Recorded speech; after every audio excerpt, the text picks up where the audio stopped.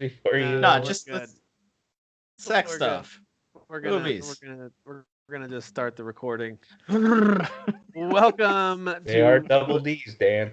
Double D. Current Gen Podcast, Yeah, Derek and Dan. episode 58. Hey guys, Derek's back. So those of you who are just listening, I know you can't hear him yet, but Teague is here, Freitas is here, Who's Tim this is new here. guy?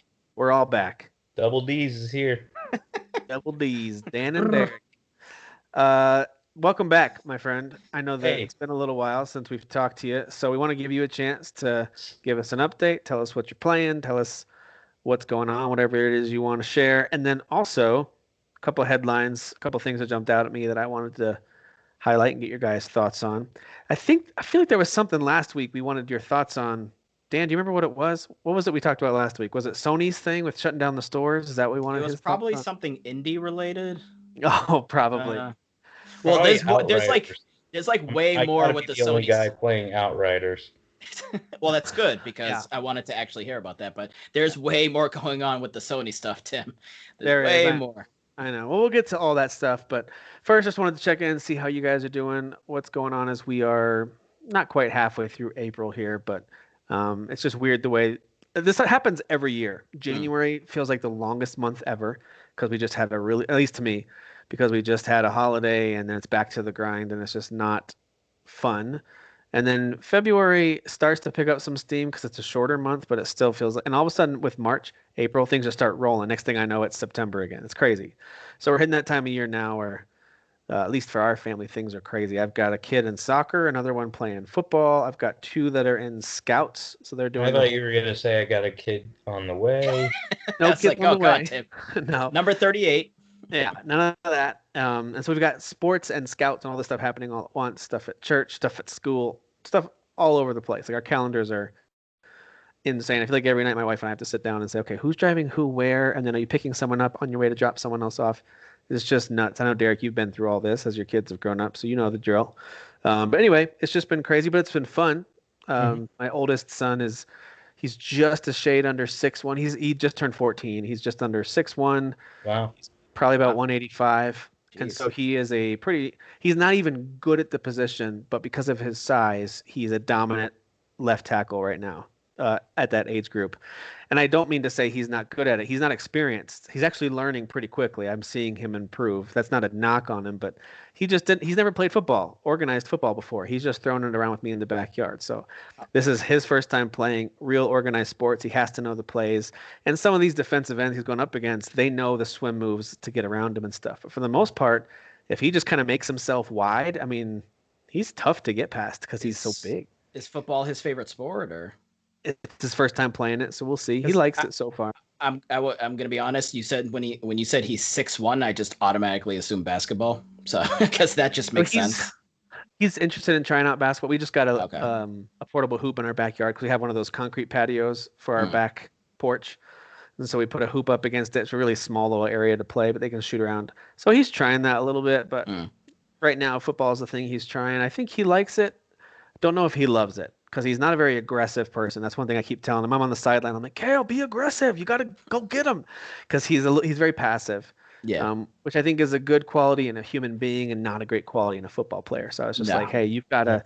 No. I was like, you got to be frustrated. Like imagine something your brother did today that just ticked you off, and then go off on the other player. But That's to watch, one of the things that I've always liked about my kids. All three of them playing sports. You can tell them to be aggressive, but it's really a lot of times it's hard to teach personality. And all three of mine have always been aggressive. Even the middle child, who to me is the sweet one. Well, sweet one in public. He's not really sweet. He's actually kind of a jerk to everybody. But like he's he's got that sweet personality where he's very likable. But when it comes to sports, especially if he's confident in the sport, he's extremely aggressive. Yeah. He doesn't want to fight anybody. He's not argumentative or anything like that. He shies away from that. That he's not aggressive.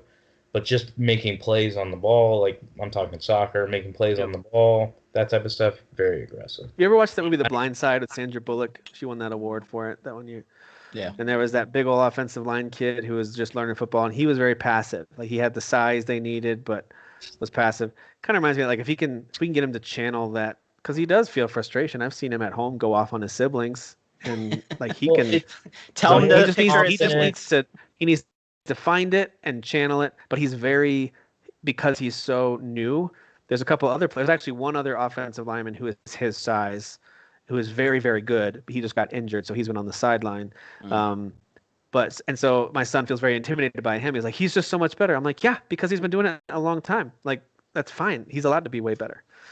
Anyway, he'll either get there or he won't. Like that's what I keep telling him. Like, you'll either stick with it, you'll try hard, and you could totally get there. You've got all the skills. You've been blessed with this great size. Like, I think he's going to get even taller. So if you decide to go after, man, you can do this. But if you don't want to, then you're never going to be great. Like, if you're just there but don't want to be there, it's never going to click.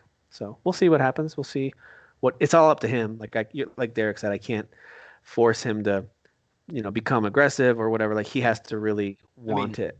Definitely don't be that parent, No.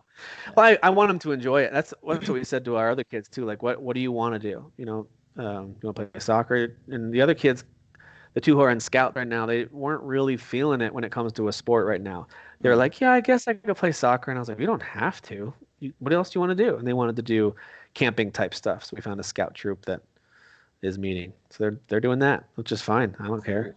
Whatever you want to do, my friends. Just do something. Do something. Please be outside. You can't just sit around here.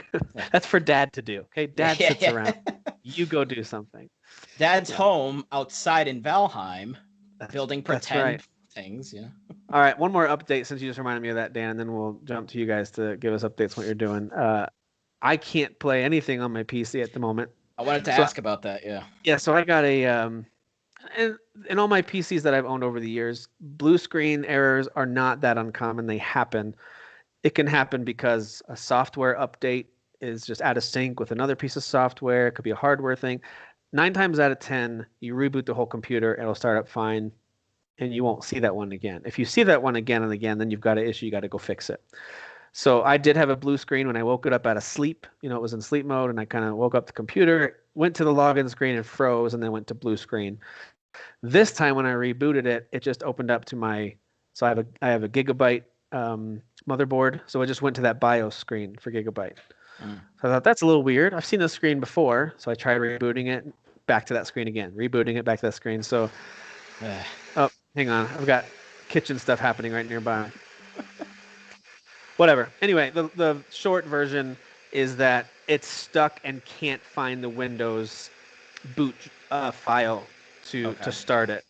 So our friend Lee from our group, and he's also part of other groups, he's on other podcasts. Lee's awesome. He's kind of our go-to computer expert that a lot of us chat with when it comes to buying a new PC, upgrading, or fixing. So I messaged him on Friday, and he cut out some time for me on Sunday to get on a video call. We were on a video call for like an hour and a half today.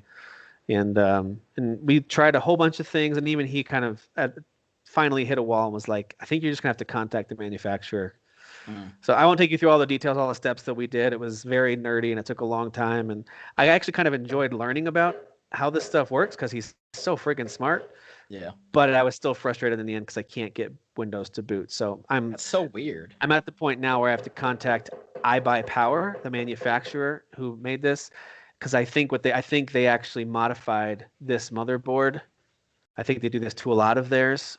And so when I tried to update the BIOS, which we think is the problem, it needs to be updated, and we can't because it's been modified. So we have to have iBuyPower either update it for us, maybe send me a file or something. So we'll see. I mean, you buy a super expensive PC, and something as simple as updating the BIOS, like because it's this custom hardware, software, whatever it is, and like that's absurd. Like, come on. So, but who knows what triggered it? So it could have had nothing to do with how it could have been, some app that I downloaded. It could have been anything. And I've installed a whole bunch, like pretty much every like game store platform, Epic and Origin and GOG and Steam. I've got all those. So it could be any of those. It could be any update for any of those that triggered this blue screen that for whatever reason caused the motherboard to no longer recognize the boot file. It could be anything. So it's hard to know what it is. I bet you it'd be really tough to recreate too. Like if someone else were like, like I can't find anyone else online who's had this exact issue. Especially since you can't just like clear your entire PC and just start from scratch? And That's an option after I call iBuyPower. So there's a recovery drive that I created from the Windows website, which basically reinstalls Windows 10. And then there goes any files that I had locally. Only files I really have locally are going to be like a couple of Photoshop things I was working on, or maybe a couple of game saves that for whatever reason, maybe some of them don't keep them in the cloud. Most of them do though. So like I'm pretty sure even Steam, all of my stuff should be in the cloud. Should be. Not sure on that one, but well, you could check. Yeah, I mean, honestly, worst case scenario is I lose progress in some video games. That's kind of the as far as like if I have to reinstall everything. So we'll see what happens. But Dan, you're right. This is one of the many cons of having a PC. But I think there are just so many more pros. This isn't deterring me from wanting to fix it and keep going with PC gaming. But it's a possibility. It's not an inevitability. You could have a PC and it could go years without you ever having something like this. Or it could be like me and you could have it for like 5 months and you have something like exactly. that. Well, that's what's terrifying because it's like, you can, I mean, consoles can break too, obviously, but it's like my $500 PlayStation is not, $1,000, $1,500, $2,000, like these PCs that are like for the type of PCs that like we kind of want for playing games or even like doing like editing software or streaming, like expensive. These are expensive pieces. It's very expensive. This is where I think building my own would have given me a huge advantage because I would have known exactly how that motherboard is formatted and I could have gotten the right update file and figured it out that way.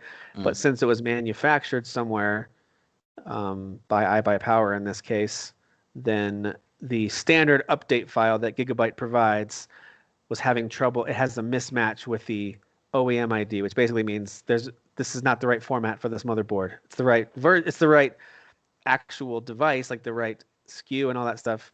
It's just not the right, not SKU, right model number, but it's not the right. There's something mismatch with the way it was formatted. So again, that's where building your own is a huge advantage, which I didn't do. I chose not to do that. It is what it is. The good news is I have a PS5 and a Switch and an Xbox One and my phone. I've got all these. I have a ridiculous number of options to keep myself entertained. It's not like, oh, poor me, I don't have anything to play. It's just a bummer when one of those goes down. That becomes like the focus. Yeah. But we'll talk about it when we talk about stuff we've been playing. I've been able to play plenty of other stuff this weekend, not PC related. But Derek, since we've last had you on the show, I believe you purchased yourself a nice PC, or was that before you stopped? Before you took a little break? I talked about it on the show before. I couldn't remember if you had talked about that 3090 one you bought or not. Okay. Yep. Okay. And that one's still humming along. The only update on that is I finished on the 3090. I finished Horizon Zero Dawn, and I had originally started it on what I'm using right now, the laptop, which has a 2070 card. And before it had been updated to, and it ran okay. I got it to run okay, but I was not impressed. Like I was kind of disappointed I bought Horizon Zero Dawn on PC, to be honest. After it's been updated, they've done a lot of work with the game, and then I booted up on my 3090.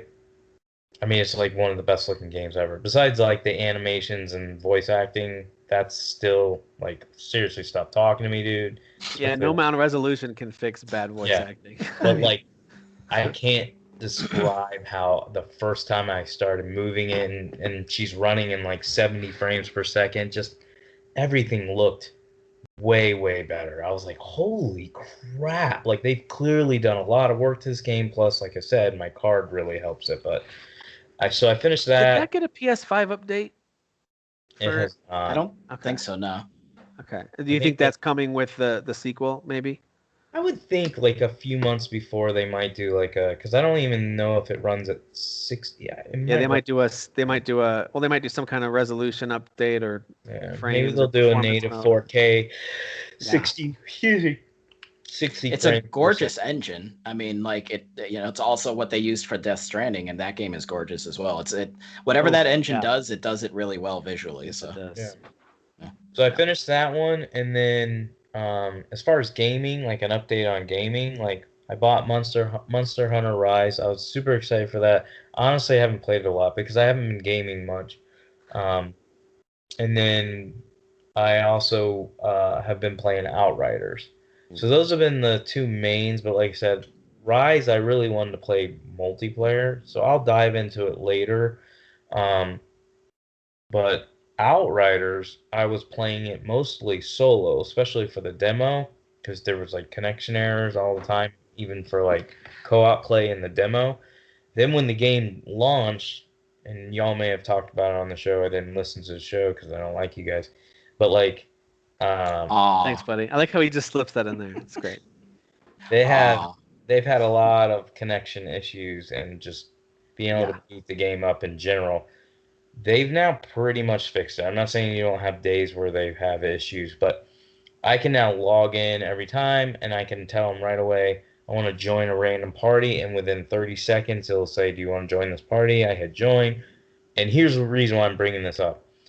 Solo is okay. It's fun, but it does in areas like there's a lot of people complaining about how hard this game is. It really is hard, and I know how to play it right. Like if again, I'm going to say this for the 3 people that listen to our show, if you try to play this game like Gears of War, you have missed the point. I know people think it's Gears of War because these guys made a Gears of War game and it has cover, and they're like, it's cover based.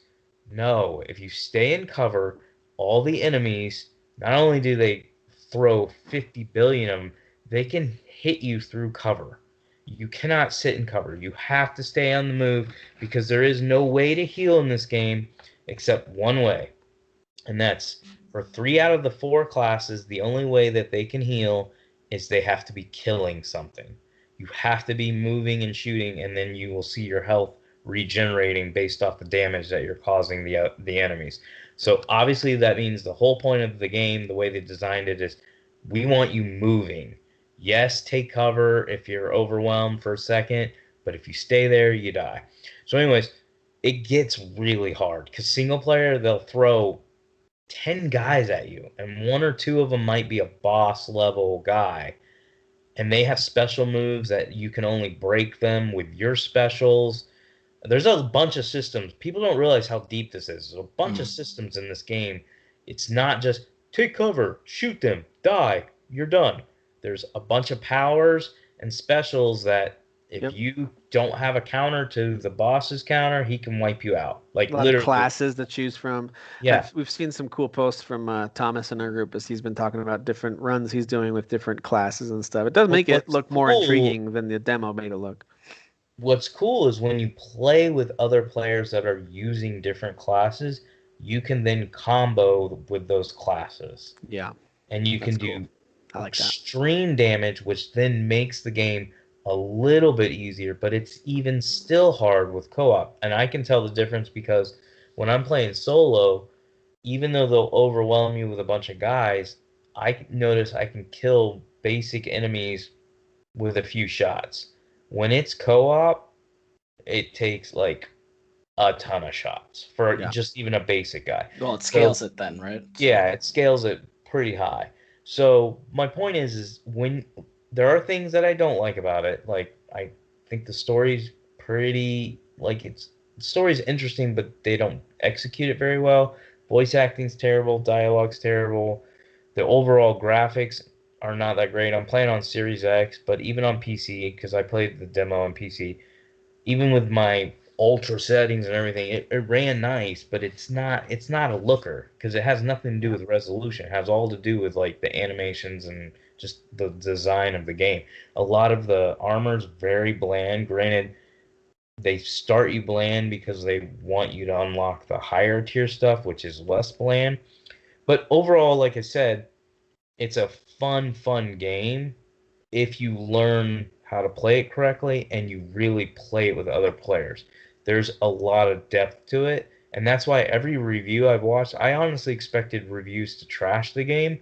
Every single one of them, they'll say exactly what I said about the story, dialogue, all that, but every one I've listened to praises the gameplay. Like, this game is just so much fun to play.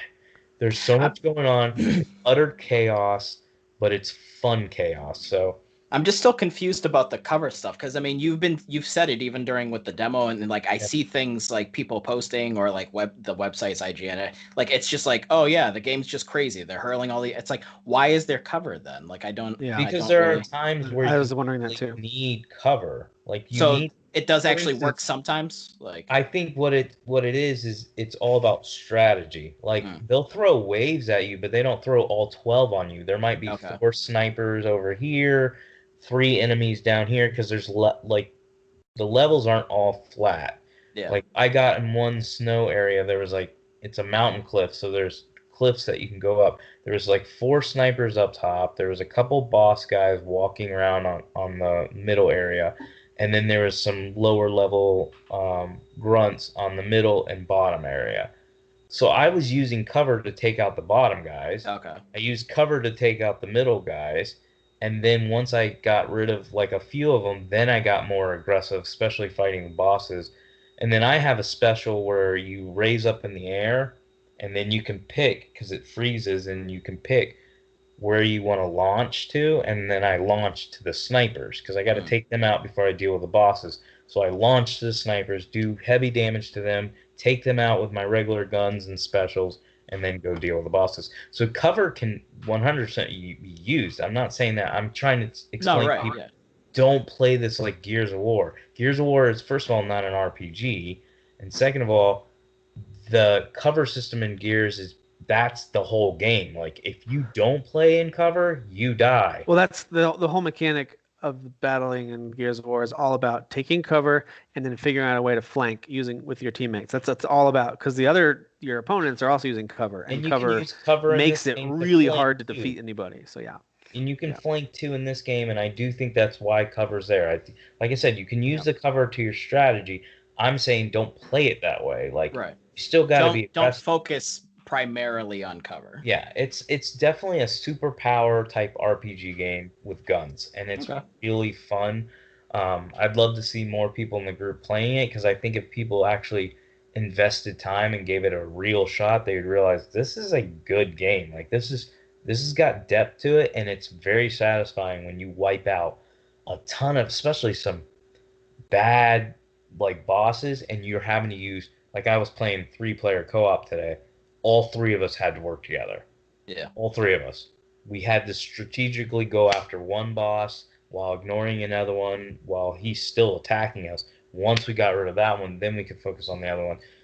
If one was fighting one and the other 2 of us were fighting one, we would have died. And we did Yeah. die on a few of the bosses. But good game. That's been, I think, the as far as gaming goes, that's been my main thing. I got a second PS5, so I have a PS5 set up on my OLED, and then I got a second one for my nice monitor that I have my PC hooked up to.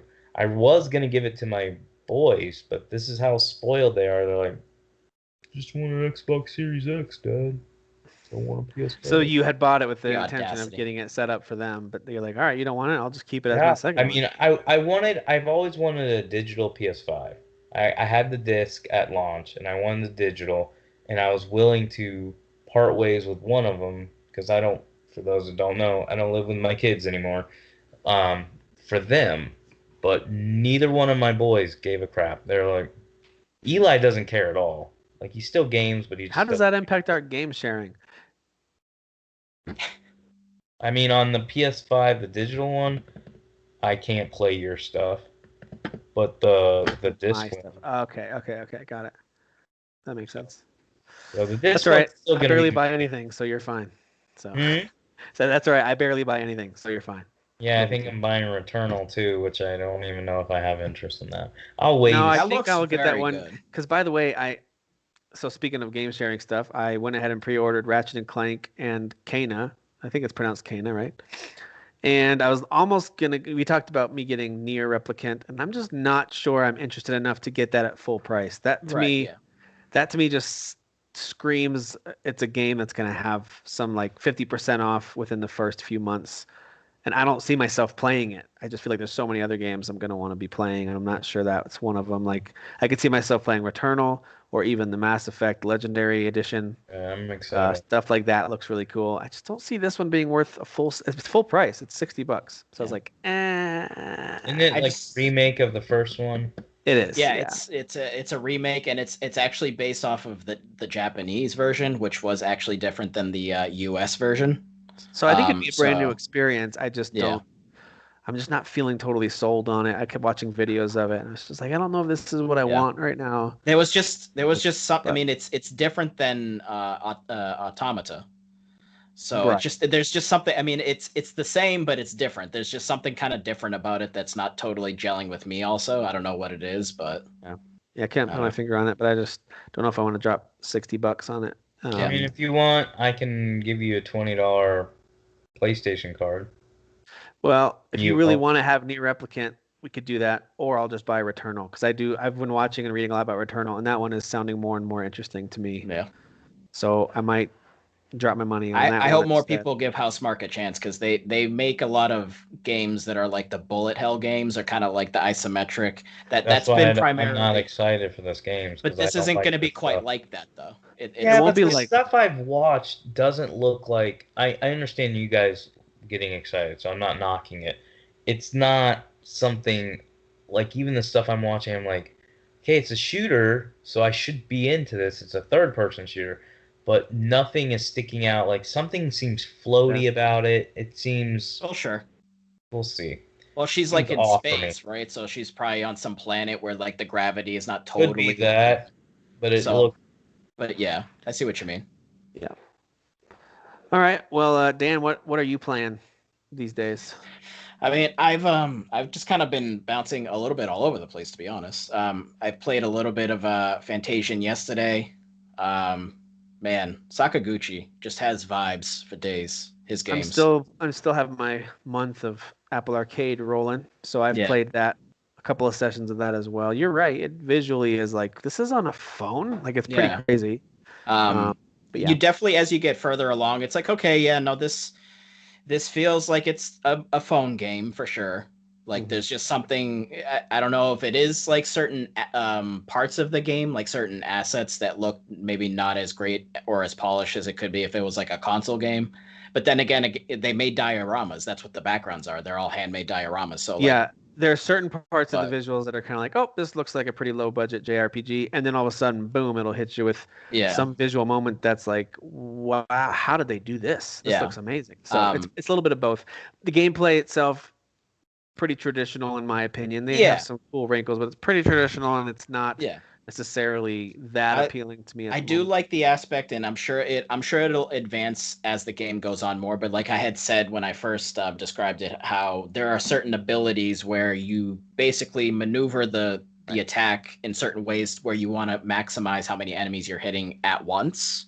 Yep. Because if you just keep hitting one enemy and like there's a lot of them on the screen, then you may get overwhelmed. So you want to try to hit as many as possible. But a huge bummer. There's no voice acting though.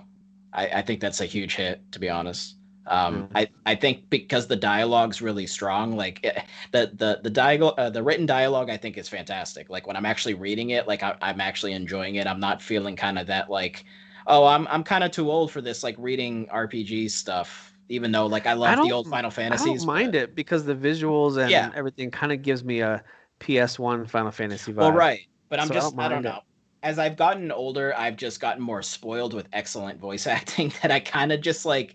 I really like if you have the opportunity to and you have the budget when you're making the game to have excellent voice acting, like I'm gonna prefer that. I just am. Like Outriders, I've heard has great voice acting. Yes, exactly. They put all of their budget into voice acting. Great dialogue. But Great yeah, dialogue, yeah. Fantasian's cool. I did play a little Oddworld. I don't have a frame of reference for Yeah, I'll the talk series. about that in a little bit. too. I played a decent amount of like the first one as a PS1 classic because apparently my wife at some point during her childhood had experienced the game. I don't know how because I don't think they owned a PlayStation, but I forget. So I played a little bit of like the first game, but I never played Exodus. I never played, what was it, Stranger's Wrath. There's Munch's Odyssey, I think is the other one. The only ones that really matter with this one are going to be those first two, Odyssey and Sure. Exodus. Because the other ones are like offshoots, right? Completely different. Yeah. Other than being set in the same universe, they're not even. They don't They're feel like like shooters, games. right? Right. Yeah. Stranger's Wrath, especially. I think Yeah. Munch's Odyssey is more of like a platformer adventure. I can't remember. But yeah, it has the vibes of like kind of like how you were just saying with Fantasian. Soulstorm feels like it has the vibes of a PS1 game. Yep. Like it just has that kind of dark humor that I do vaguely remember from playing the first one. Yep. I really like the cutscenes. I'm only like an hour into the game, but I really kind of dig that beginning cutscene with the train.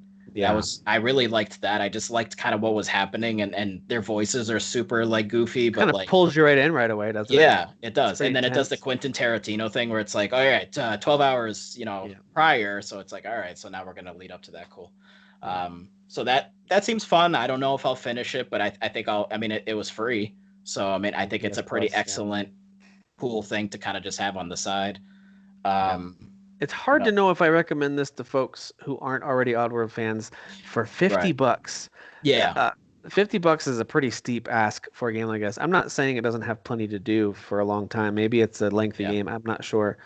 But even as someone who I like these Oddworld games, I liked the new and tasty remake they did. I thought that was really well done. I liked the visuals, and I played Odyssey and Exodus back in the day on my PS1.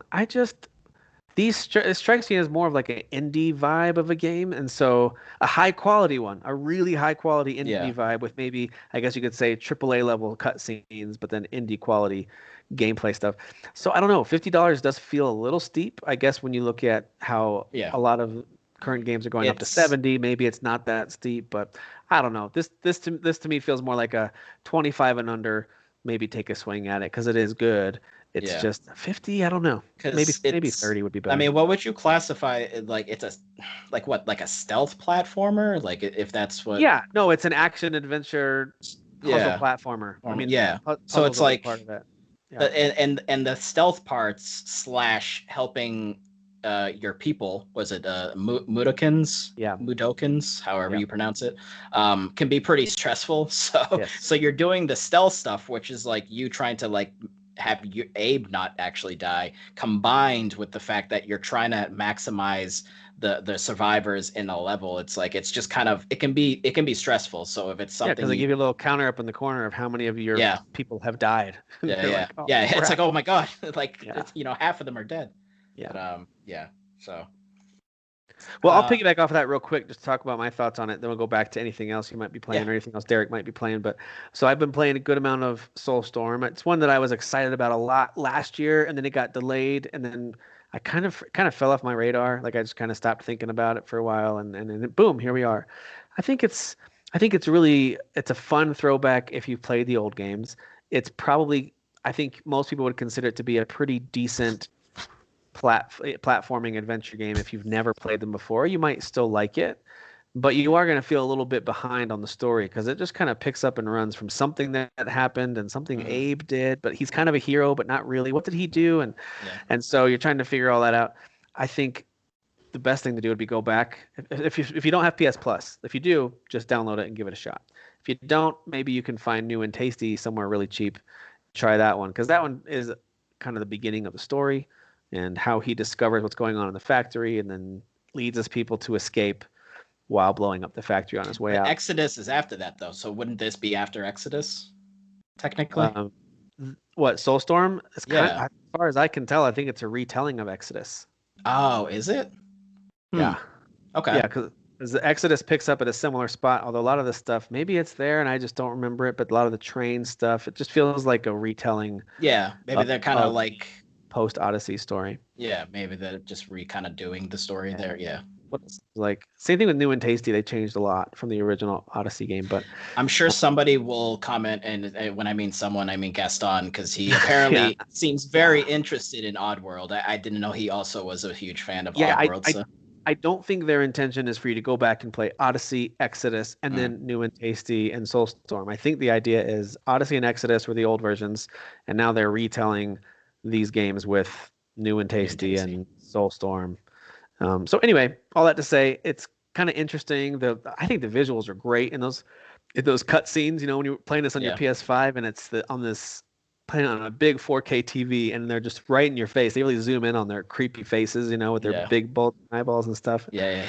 Very, very detailed. I actually think it kind of knows what it is, and the voice acting delivers the kind of weird characters that so like Hmm. it's an easy world and lore to kind of believe as you're playing it. Even if you don't like it, you can kind of like, yeah, I believe it. Hmm. The puzzles get pretty tough pretty quick if you're trying to be a completionist. If you want to collect everything and save every person of your clan or whatever, it's going to get tough pretty quick. But I like the challenge. You don't have to save everybody. You don't have to collect everything. But this isn't a game for everyone. It's not a Metroidvania. This is very level based. It's like get from point A to point B, and if you want to replay it, you can and see if you can do a better job.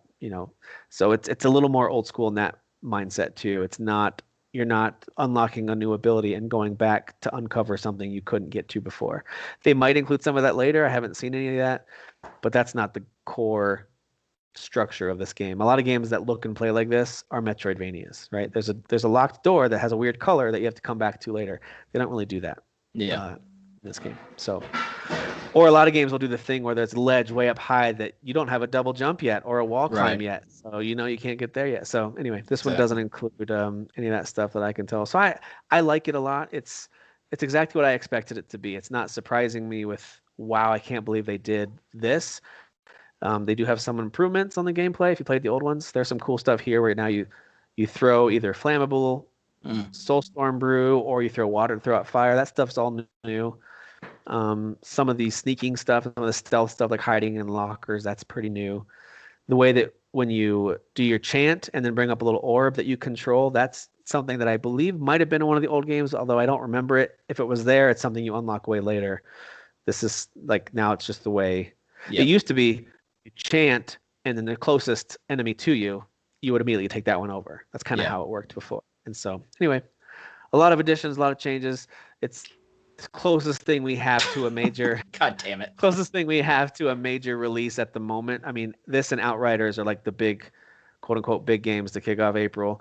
I think we've got. I think you've offended Derek by putting them on the same level. The second half of April with Returnal and I guess it's not really until you get into May. I know Deathloop got delayed, but when you get to the Mass Effect and Resident Evil and Mass Effect Legendary Edition, that's when we're gonna feel like some heavier hitters of the year are finally landing. By the way, Mass Effect Legendary Edition just went gold, so I don't think people should be too scared of that getting pushed back any further. That should still land sometime in May, or I guess it's May 14th or 15th. Anyway. So I know I interrupted. Just wanted to get my thoughts on Soulstorm since release. It's good. It's not for everybody, and a lot of times I'll really try to push, like, oh, you should totally try it, Derek. You should play it. I'm not going to say that to you. I don't think you.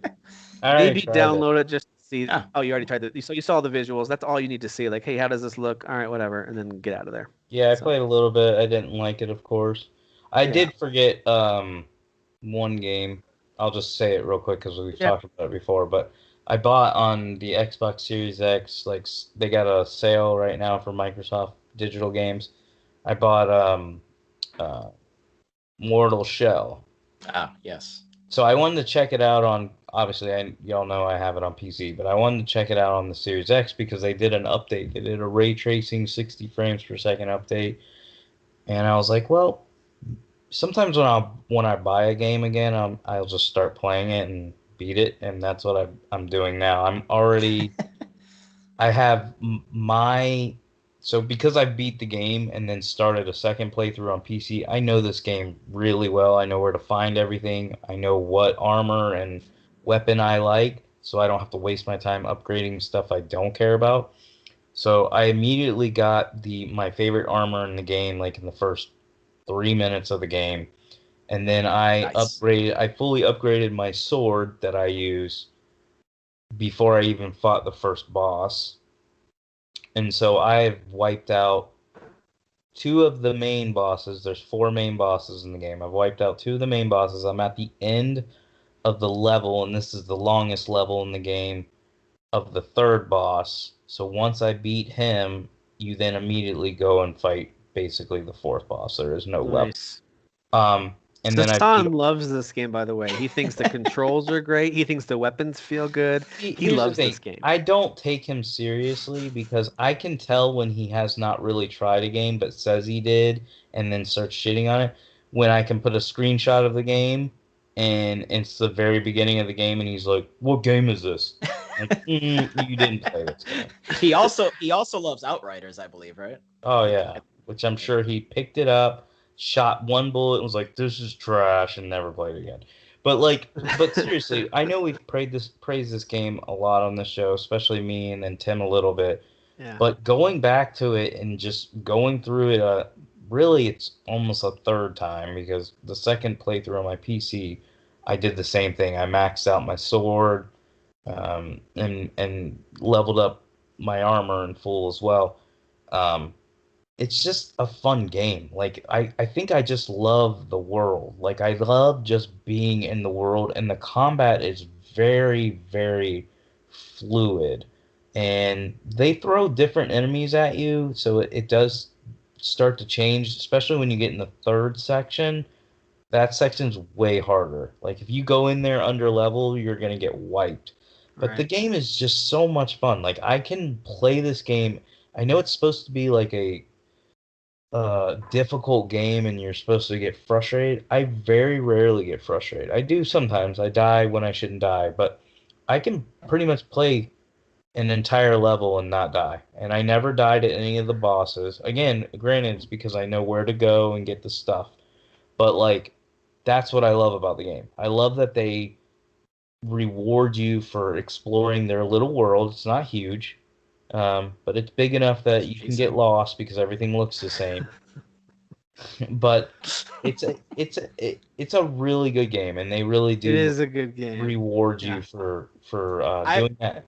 I think it like because I always see like that image, and especially with the upgrade recently, just like the kind of dude in silver looking armor or whatever, and he's got the sword. It looks nice. Like I do want to try it out. Like hey, listen, I would highly the recommend design it of now. this game is good. It's very strong art design. Like they had a clear vision of what they were going for, and I think they delivered something that's pretty cool. Yeah, it won a bunch of awards for like the best Soulsborne game that's not a Soulsborne game. All the websites like Fextra or whatever they're called that does all the like walkthroughs for Soulsborne game, they'll usually criticize anything that can't nail it, and they love this game. So and that's why I think that's why I fair, don't right? take, If you don't count Bloodborne or Souls, any of the Souls games, then it's got to be up there with the other ones that are out. I would It's say gotta the be right only near thing the that top. would be ranked higher than it is Neo and Neo 2. Which I prefer Mortal Shell over Neo 2, but that's just because I think Neo 2 is just a frustrating game. I don't like, and I've talked about it before, I don't like that they have you in the yokai world all the time, so it's black and white, and they throw a bunch of enemies at you. It's just not that fun to me. Whereas I love the first Neo. But anyways, I just want to give it another shout out. It's on sale. It's $24. I got it for $14 because I had a $10 Microsoft. I got a free $10 Microsoft reward credit, so I used it to buy that game. I was like, $14. Let's see if I play it again. And sure enough, I'm gonna finish it. There's no reason not to. I'm at the end, pretty much at the end of the game. So yeah. Speaking of which, I did play a little more Demon Souls this past week, and jumped over to something else because I got annoyed at this one part where I kept dying. What part? It's really early on. It's when you're going through. This is after the first encounter with the dragon. There's a second encounter with the dragon. You get past the second one, and then there's some kind of under the bridge elements where these dogs keep coming at you.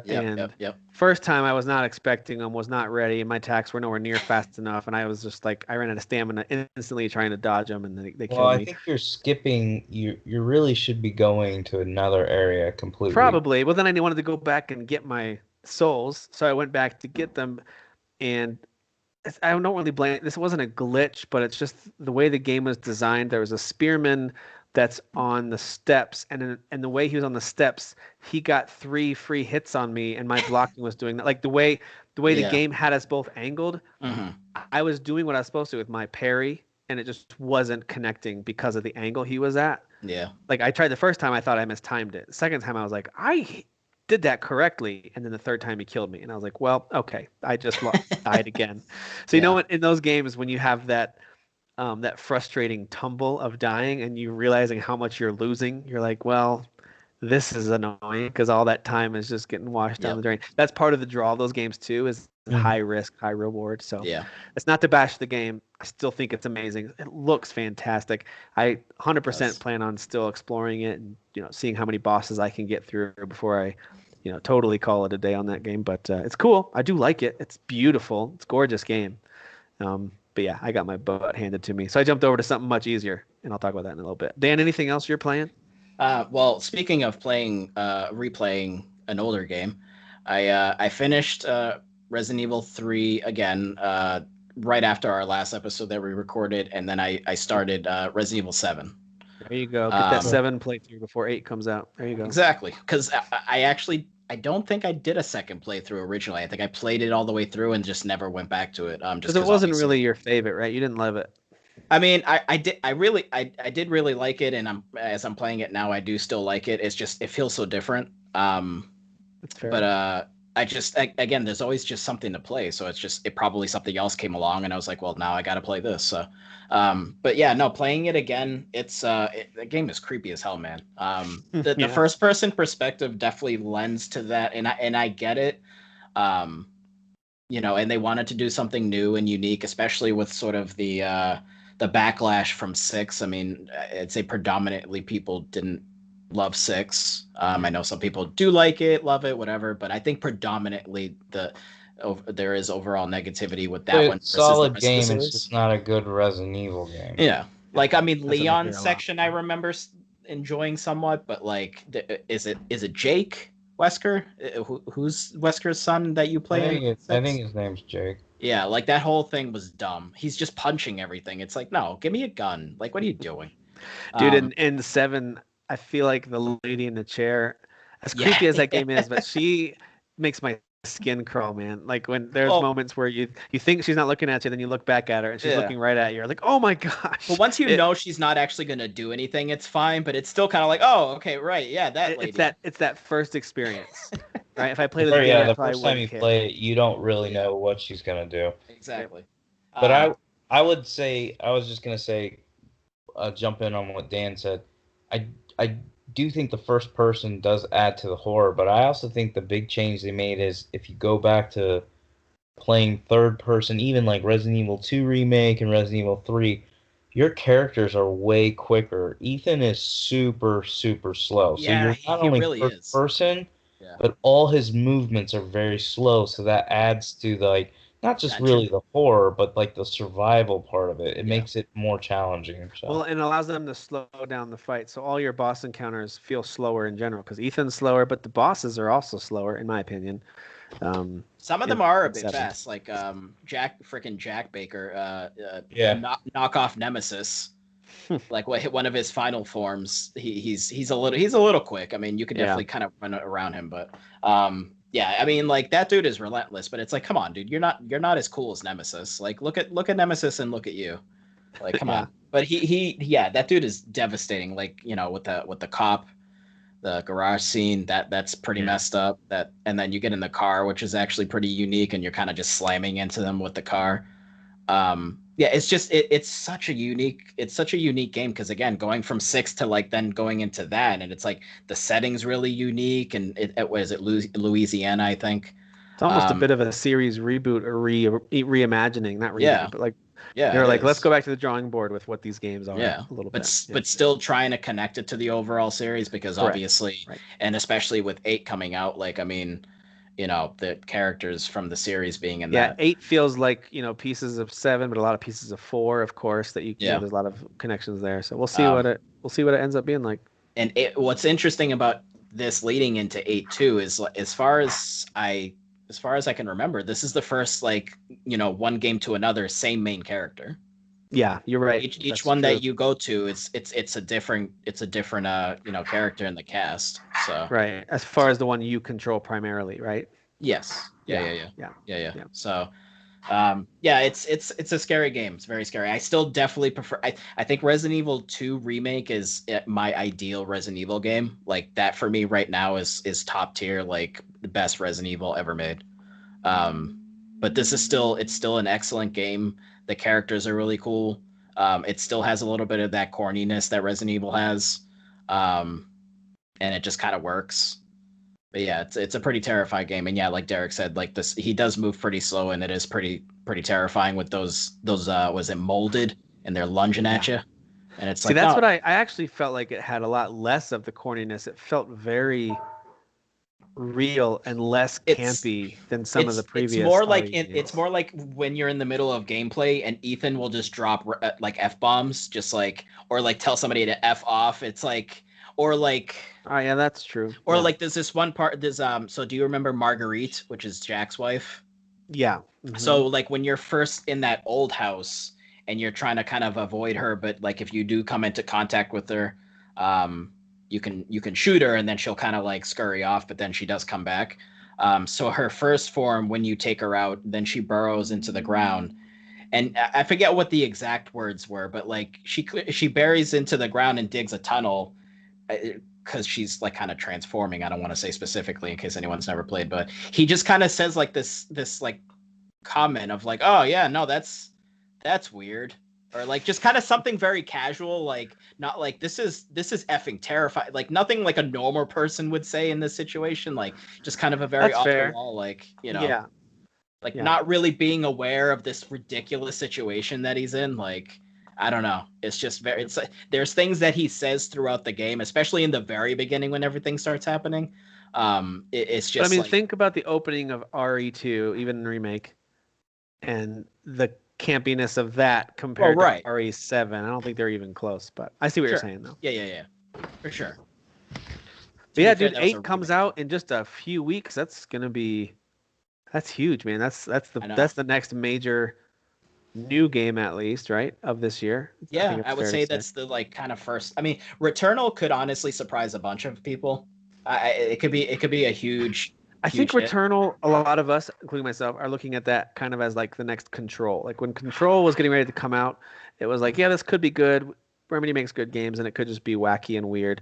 Returnal could be good, and it could just be wacky and weird. So, Yeah, yeah, Returnal could be the next hit, but it also could be a movie that people just shrug off. right. And when you look back on 2021, it's not really Yeah, thought about. but But Resident Evil for Control sure. made it. Yeah, Control kind of carved out its place in 2019, and it makes you wonder, will yeah. Returnal do the same thing? Yeah, we'll see. The only other thing I've been playing I wanted to highlight is, well, not the only other thing, real quick. I am diving back into Immortals because I bought that kind of The full edition DLC. or whatever on the PS5. Now, I'm not to the DLC yet because I never finished the Ah, full game. So I'm playing okay. that on the PS5 and loving it. That game is so fun. Yeah, it's repetitive at times when you're going to unlock chest after chest. It's classic Ubisoft. Here's your big map, and here's all the places you can go and all the things you can collect. It's got a lot of that. Sure. But I actually think, for all the comparisons it gets to Breath of the Wild, I think it does some really creative and unique things with its vaults, which are kind of its counterpart to the Legend of Zelda. What were those called? The shrines, right? Shrines. Yeah, yeah. Yeah, and so I think the vaults are at first that's pretty basic, like move this item over to this thing and it'll press down a platform and unlock the next platform for you. So you kind of get used to that. But some of them get really creative, and I've faced a few more challenging ones that I think are great. So I'm loving this game. This game is an absolute blast, and I'm really excited to get to that DLC, that Eastern Yeah, kind of that Eastern that mythology does stuff. look really cool for sure. Yeah. Um, Yeah, but this game is so much fun. Tons of upgrades, and now that I've unlocked a few more abilities and counters and stuff, the combat has gotten a lot more fun as well. So it's less just hammering away on the same buttons. Dodge, button, dodge. Like now I'm getting more combos and more special moves, and yeah, I'm really digging it. Kind of seems like open world junk food, which is like Yeah, delicious. Junk food can be I delicious think sometimes, and that's then a really good way to describe it yeah, because it does that really well. But it's also not gonna, if you're looking for something that's brand new, you've never played anything like it before, but you've already played Zelda and Assassin's Creed, you're not gonna find anything totally new here. But yeah, I also think it looks really good on the PS5. I think it looks yeah, pretty fantastic. The art style translates over pretty well. It runs really smoothly. So really digging that. Only other thing I'll mention real quick is that I have made more progress in Monster Hunter Rise. That game just freaking rules. I love that game. That game's awesome. So I now have my full. It's called the Roggi. That's the name of this monster. WROGGI. That whole outfit's like a cowboy. So now I'm like a cowboy monster hunter. My giant hammer looks so samurai cowboy. Looks so anime. Looks so ridiculous. Like what? Who else would have a cowboy outfit and a gigantic hammer? It'd be in an anime movie or video game. Yeah, absolutely. So, Cowboy Bebop. Yeah, I won't dig too much more into that one for now, but I am up to the 4-star missions now and just really digging it. So I love that game. All right, well, let's talk about a few headlines real quick and some things that jumped out at me and get your guys' reactions on this. First of all, I just saw this sad news the other day. I think it was yesterday, this news, or maybe it was Friday, about DMX. He was only 50 years old, died of a heart attack. I don't know if he had other health complications leading up to it. You never know with celebrities, especially musicians. Was there substance abuse over his life involved that caused that, or did he just happen to have some kind of cardiovascular issue that led to that? But major bummer. I wasn't like a big DMX fan. I wasn't really a big fan of that style of rapping, but he was a pretty major figure, especially for me growing up in kind of 90s pop culture. He was a pretty big. So I also remember he was in a movie with Jet Li at one point. I feel like he was. Yeah. I completely forgot about. Yeah. I forgot about that. That's funny.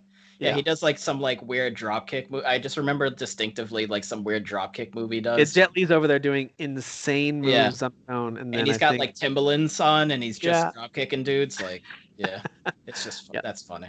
And I'm pretty sure he's rapping in the background of the soundtrack for that one. But of course, absolutely. According to David Jaffe, you guys know David Jaffe, familiar with that name, of course, right? That's my boy. God of War boy. God of War boy. Yep. According to him, over this weekend, he is quoted as saying that Sony has a counterpunch for Xbox Game Pass, but he doesn't necessarily have all the details or feel free to share all those details. But he feels like at some point in the near future, we will learn about Sony's counterpunch for Game Pass. What do you guys think that is? How would he even know that, though? He's not like directly connected with them anymore, right? Because he talks to all of the guys who work for Sony. Sure. But I mean, so he is a bit of a yapper, though, so I kind of would be like reluctant to maybe share some of that. But they're fine with sharing stuff like that because I watched a little bit today. Fab posted something in the group tonight. Yeah, I wanted to watch that, but about Days Gone 2. The news was that it's not happening. And that was gonna be my next thing to ask you about. So yeah, what are your thoughts on that too? So my point is Jaffe was talking to one of the developers. Yeah. Okay. He's like, false. So okay, I do want to talk about Days Gone 2 because I think that news is more on the negative side. This one could be positive, and I'm just curious, just thinking outside the box. Instead, what do you think it's going to be? What would you like Sony to do? I mean, I think it's PS Now, but I think they're going to do day one launch games. I don't know if they're going to do it for all their games. They need to expand it. It needs to be everything needs to be download. Enough of this streaming crap, because the internet infrastructure across the board for everyone isn't there yet. It's just isn't it downloadable? Isn't a lot of it downloadable? No, not a lot. Old game. Maybe it's either the There's new some games newer or the old games. It's a mixture. It's a mixture. It's probably honestly like around 20% of the catalog. Okay, so make all your games in the catalog downloadable. Yes. Makes at least some, maybe even all of your first party stuff day one on your. So. Not to interrupt you, here's what I think they're going to do. Yeah. They have a $10 plan right now for PS Now. That's going to be your basic package. Okay. I think they're going to have tiers. Like if you want The Last of Us 3 and The Last, and Uncharted and all these games day one at launch, you probably have to pay a $15, $20 a month fee. And there's probably going to be tiers like, hey, basic package, $10. Advanced package, $15. Super deluxe, you get Game of the Year, all the DLC, everything for these games on day one, $20 a month. So that would, to me, would be the direction if Sony didn't want to just do exactly what Microsoft's doing, because to me, they could easily do that, but I think they should really try to make it different. I mean, or you could even more simplify it, just be like, all right, so you can either do the every month, do the 3 months, or if you pay for the whole year outright, then you have more access to like the whole catalog. Oh, more game access if you buy it for longer. Yeah, just if you pay us a year in advance, then you know what, you're gonna have more access to the catalog. Oh, interesting. Okay. So I think that would be simpler. And Yeah. that also guarantees them kind of getting that money up front, like the whole year up front. That might be a little more complex though. Like there's that's some not games simpler because you don't know what some games you're gonna Well, have they would access show to you. based on your. Okay, so you're Yeah, thinking they would that show you. the tiers would actually also connect to how long you're subscribing for. Yeah. So like, okay, so it's still a tiered system. I'm just it's thinking of that connected as to the like length. I'm thinking of that as like from a business person. Like I would think that they would want the $60 kind of upfront, like here, guaranteeing you're staying around for a year, and then like now you're used to being here for an entire year. So then when that lapses, you're like, oh well, I got to carry this over because this has actually been really cool. So, Yeah, they'd have to really throw in some strong incentives there. Like I think Disney Plus did a good job of giving some strong incentives when it first launched to get you to just subscribe for the whole year. It was so cheap right out of the gate to get Disney Plus for that whole first year. So anyway, if they can give some kind of real good savings push, or to your point, maybe some sort of exclusive game access, which I think could be dicey if they're not careful, or maybe early access to some. I don't know what that would look like. That could be interesting. They had to really incentivize that though if they want you to pay for that long. Yeah. Like Microsoft has done that a lot with their $1 promotions and things like that.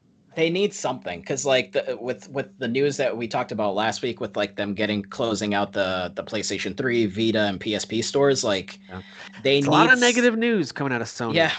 Yeah, there actually was like a little bit of an update, and these are a lot of this is reports, by the way, so it's not like official details, but like I saw another report where apparently there's like an internal struggle right now between Sony, US, over here versus Japan. Like apparently the US guys are trying to like almost like overtake, like be like, listen, like most of the sales in video games now happen in the US, so like we think we should be running Sony now, so even though this is a Japanese based company. Yikes. So like there's that going on supposedly, so it's like this seems like there's a lot of stuff. Now is the time for Microsoft to start being like, all right, here comes our huge wave of exclusives. We bought all these companies. Here they come. Like if they could somehow deliver that, that'd be a pretty strong punch. And that ties into the whole Schreier report that he had. Again, it's just the report. It's not actually official news or anything, but like tied to the whole Days Gone 2 thing, where is it Herman Hunst,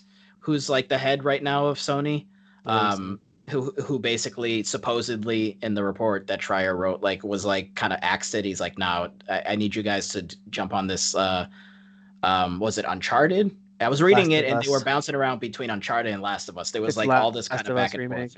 Yeah. So there's a couple pieces of news there I want you guys' thoughts on. So the first one, of course, that these are reports. This is nothing that as far as I know, I don't think Sony's confirmed this stuff. Maybe they've confirmed pieces of it. But Days Gone 2, there's no plans for that sequel, for that game, for Days Gone 2, for any kind of sequel to it, at least at the moment. That doesn't mean never, just means right now it's not being worked on. We don't want you to work on it. And Last of Us remake is reportedly in the works over there. Which is so pointless. I find both of those pieces of news to be pretty big bummers. Days Gone less so, because although I liked that game, it didn't hook me like it did Derek and a few others, but I saw a lot of potential in it. I played that game for probably 6 or 7 hours, and I liked what I played. I feel like it's got potential to be a really great open world zombie game, and some people loved it. I thought it was lacking. I think a sequel could kind of button up some of those things that weren't doing it for me and make an amazing open world zombie game, but that right now is not happening. And a Last of Us remake, my response to that was, why? Like I just don't understand this at all. Unless you're gonna somehow inject the new TV show actors, like, all right, Pedro Pascal's gonna play. Like, they're gonna do something stupid like that. That would piss people off so much. I know it'd be hilarious though. Yeah. What's the point of this? I don't know. What are you guys' thoughts on Derek? Let's start with you. What's your thought on the Days Gone 2 and Last of Us remake reports? So, I don't know. I just checked Jason Schreier's Twitter, So he's the one that did the rumor that Days Gone 2. Well, he didn't state it like it was a rumor. He basically said it wasn't. Yeah. It's not happening. Yeah, It was cut. But then Jeff Ross, who worked on Days Gone, thanks to everyone. He's tweeting at Jason Schreier too. Thanks to everyone who attended the podcast with Jaffe. So that's the one I was referencing earlier. I wish I could have been more forthright with some questions. Just remember, Jason Schreier is a journalist who takes his craft seriously. Shut up. And he has the luxury of being able to be more honest than I'm allowed. So Jason Schreier retweeted that, so it's almost as if he's saying he's kind of saying he's right. He's right. Yeah. So, which is not how Fab put it. Fab didn't give us details, but he made it sound like Schreier's mad about this. Okay, is he mad because he was wrong, or is he mad because people think he's wrong, and now Jeff Ross is saying no, he's more right than wrong? I don't know. Yeah. So it doesn't sound like Days Gone 2 is going to happen or not happen anytime soon. Right. I understand. I loved The Order. I felt like there should have been a sequel. Yeah. There should have been a trilogy, honestly, at least. Yeah, I still want more of that game. Yeah. But the reason I bring it up is we're not getting one. So Sony has no problem axing something if they don't feel like it's like, yep, that was a one-off game for that for that time, and now we're done. It was frustrating because to me, even more than Days Gone, The Order had so much lore.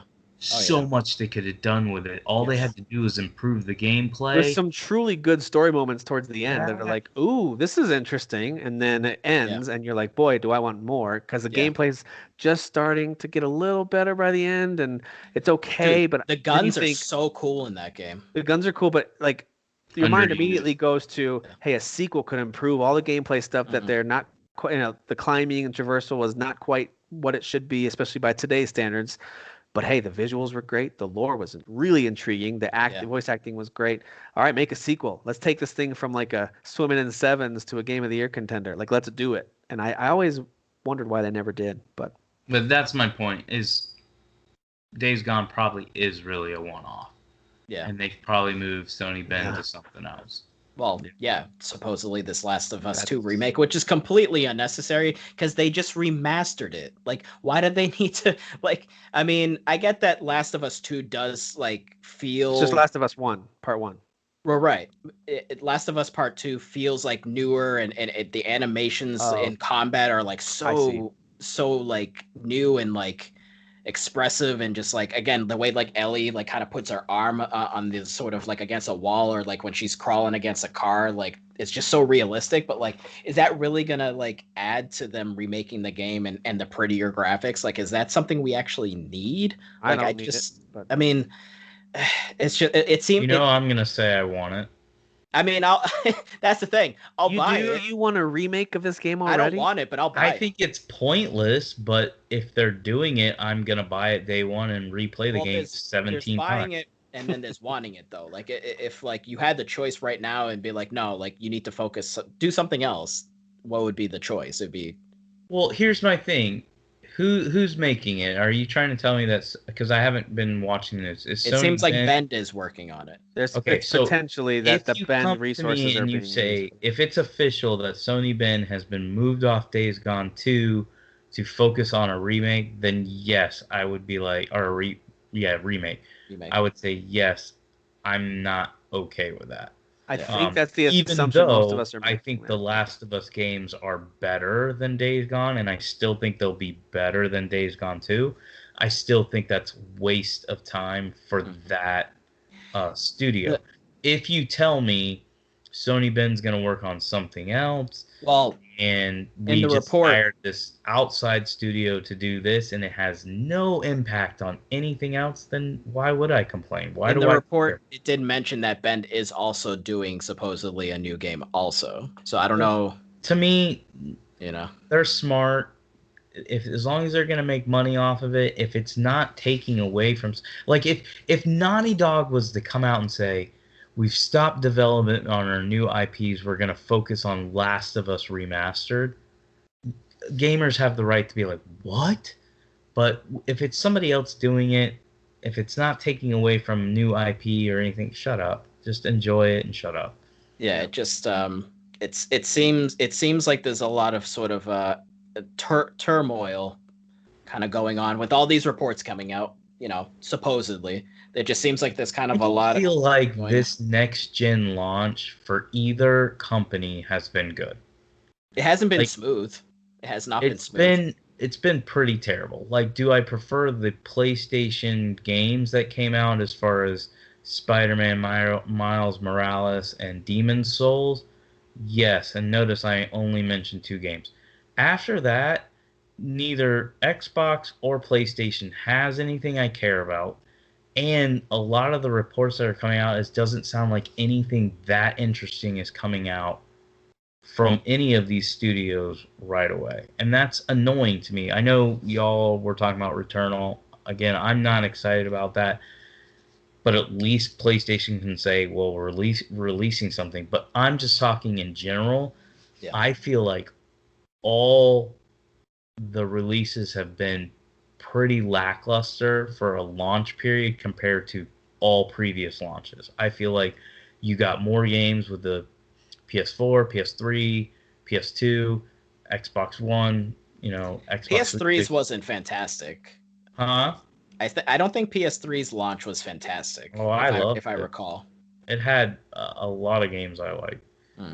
But I find this so far to be disappointing. And then when you just keep hearing poor, to me, uh, Kareem said it in the group. Like, he was like this, and he's a Sony pony. He was like, he's basically was bashing PlayStation. Like, you're arrogant like you were when the PS3 Yeah. launched. Yeah, The yeah, yeah. decisions you're making right now, you are not customer service friendly. You are all about you, and it's going to hurt them if, and this is all in theory, if Microsoft, with all the decisions they are making, who they bought out, what they've got in the pipeline, If they deliver. like Tim said, if they start putting release dates on some of this stuff, they could really turn the tide. Because I can tell you right now, I don't have the numbers. I have seen more people in these gaming groups saying they're buying an Xbox Series S or a Series X that never bought one, or they definitely passed over the Xbox One altogether.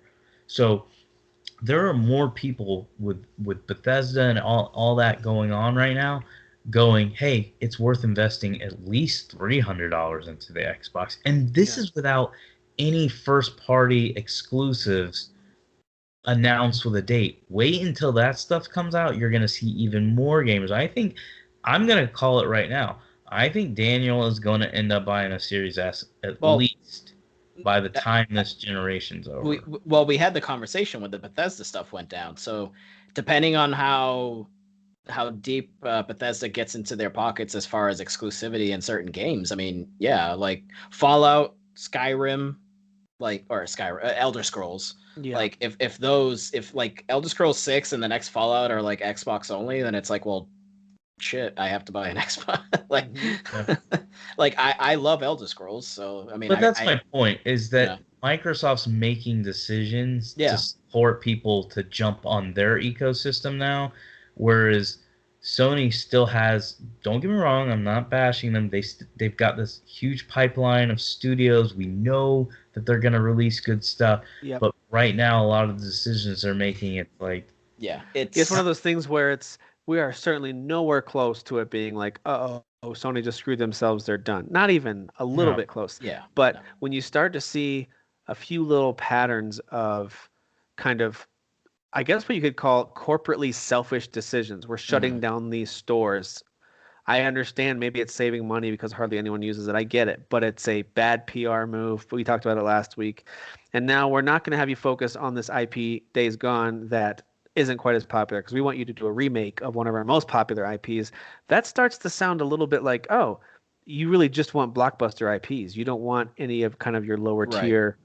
And so to me, that's what made Sony so valuable over the years. Was I got to have a PlayStation because they have this huge roster of unique IPs that I'm going to want to play every entry in. I'm going to buy every entry. I want to make sure that I've got that available.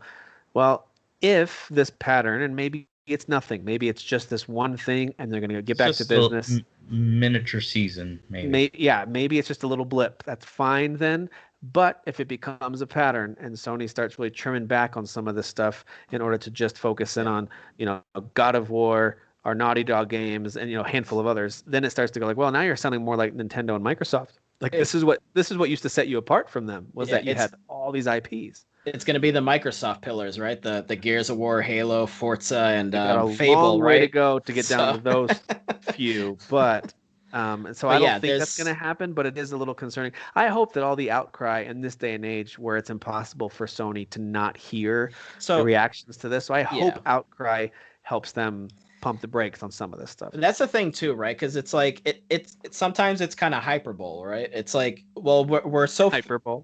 We are on the internet, we're on social media, right? And and it's kind of like with actual things that matter, like news and things that happen in the world and people being harmed. It's like everything is so like focused on these events and it's just right there. You can see it immediately. So it's kind of the same with games. You see like Schreier posting this report, putting it out on the web, and a few thousand people are outraged, and it's like, but it's a few thousand people, right? But millions of people are playing these games and buying these systems. So it's like, is it actually going to affect anything? Like, is it going to affect sales? Do the execs actually care? I'll say yes or no, and no with like if it's just their news, no. No, nobody's going to be like, I'm selling my PS5. No, nobody's doing that. Or I'm not going to get one now because of this. But if it goes to the extent, like I said, where people are starting to hear more and more positive Xbox news, and then they're hearing more and more negative PlayStation, it'll impact whether people buy an Xbox, and that does impact Sony. Like, if more people are buying Xboxes, that is going to bother Sony. Yeah. Because they have been, for probably the last 20 years, they've been what I call the Nintendo. Like, no parent now says, do you have that Nintendo? Do you have that Xbox? They always just say, I got my son a PlayStation. Yeah. That's the thing. It's like, again, with them closing those stores, it's like Sony's at not quite literally at the Nintendo point, but like they have like this sort of breadth of games, this catalog. They have this roster of stuff. They've been around for a while, and I think they've surpassed Nintendo in terms of the breadth of stuff they have. Maybe you could argue that they don't have anything that's quite as iconic as Mario or Zelda. You can make an argument that way. Some folks would disagree with that though. But I do think I think they've easily surpassed Nintendo on just the breadth of IP they have. If that's the case, then it's like, well, Microsoft is just demolishing you in game preservation and backwards compatibility. So what the hell are you doing, Sony? Cut the shit and just focus on doing what's right. Let me play all of the games that you've had in your back catalog. Just let me play them. The rumor with the that's fine. The issue with US versus Japan, because it's the same thing with Nintendo. Why do you think Nintendo struggles so much? Because it's Japan owned and they're very ancient and very controlling. But it's the same thing with Sony. But don't confirm that you're going to close the stores then. They should have just kept their mouth shut, and they should have waited to be like, yes, we are doing this, but here's this thing. But here's what we're doing to PS Now to make it to help make up whatever, like, we're bringing over those PSP and Vita games, like do something that fills in that kind of concern that gamers have, like, oh no, you're taking fill in the blank away from me. I don't care if it's something that I never use. I don't like having anything taken away from me that I feel like I purchased, or no one's gonna like that. So you have to have that way. It's the same thing that when Nintendo pulled the plug on the Wii shop, the Wii Virtual Console stuff. And I mean, they had, I think we talked about this last week too. They had a huge collection of Virtual Console stuff: TurboGrafx, N64, Super Nintendo, Nintendo. They had this huge selection of retro games, and people like myself, and some even more than myself, had big libraries that they purchased on there. Then they took the eShop offline, and they never really gave you a replacement for that on their new systems. They had no plan on the Wii U to really recreate that. They did in some ways, but they kind of re-released a lot of those games and they pretended like it was the first time that it came out. It was very strange the way they did that. And then, of course, on the Switch, with Switch Online, it's a very limited version of those things. Here's just Super Nintendo and Nintendo with a much smaller library than and what they've even diminished how often they're releasing them now. They they're actually pretty much- they have actually cut back. yeah, it's pretty much non-existent. So Yeah. all that to say, I think Nintendo and Sony could take a page out of the Microsoft handbook here and be like, hey, listen, even if it doesn't make you a ton of money, let's say it doesn't really affect your bottom line a ton to add this service. I get that from a corporate business standpoint, you look at that and say, well, then why are we even talking about this? Because it doesn't move the financial needle. I get it. But you win fans over in such a huge way just to give them that confidence that, yeah, anything you buy digitally, it's always going to be safe and sound right here. And by the way, you lost that old PS1 disc. Don't worry. We've put the entire PS1 library online right here and PS2 right over here. I don't know why we haven't started to do some of that stuff yet. Like, I don't know why that is so difficult for it to be like, same thing with Nintendo. Put the entire NES library right here, SNES right here.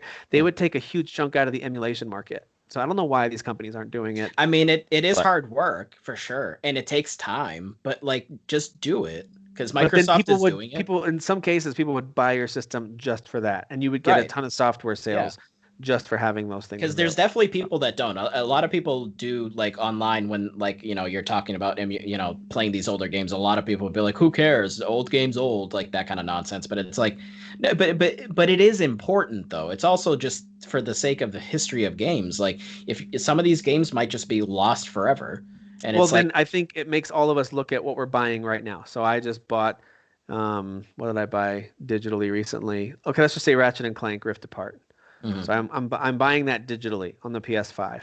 Yeah. When the PS7 or 8 comes out, will I still have access to this because I purchased it, or is that just a PS5 thing? So I think we are all looking to see what's the roadmap look like for the future of digital entertainment. Are you actually buying it? And no matter what happens in the future, you'll have access to this game, this movie, this thing, because we're going to create a persistent platform that you can always access. I think that's what all of us really want. We want a persistent platform that we can confidently go fully digital. That's why people like Dan struggle to go totally digital, because it's like, I don't trust you yet. You haven't proven to me that this is something I can trust yet. And I totally get that. I think that's valid. Trust y'all. I don't trust it at all. But anyway, we do need to wrap it up. It's getting a little late. I know you guys got work tomorrow and it's getting late for you East Coasters. But Derek, it's been great to have you back. I'm glad to see you and Raya the Last Dragon behind your head there. It was okay to see you. It was just okay. It's all right. He feels the same way. Look at him. He feels the same exact way. Oh, he loves us. He secretly loves us. Very glad to have you back. And I am excited to, at least for most of the upcoming games, I'm excited for some of these games that are coming out next. The Mass Effect Legendary stuff looks great. I'm finally getting excited for a new Resident Evil game. I'm not having to have my arm twisted. Like, I think 8 is looking amazing, and they've put out some really cool stuff about it, by the way, if you haven't watched all that. There's been a lot of cool stuff coming out. There's a new presentation soon. I think the 15th. Is it the 15th? Coming up this week. Oh, so Tim, are you getting Mass Effect on PC or are you getting it on PS5? Depends on if I got my PC fixed. But your plan was originally to do PC. Yeah. Okay. Yeah, but we'll see. I might do PS5 if my PC is still struggling. So, all right, that does it for us this week. Thank you all for listening. Thanks, Derek and Dan. We'll talk to you guys next time. See ya.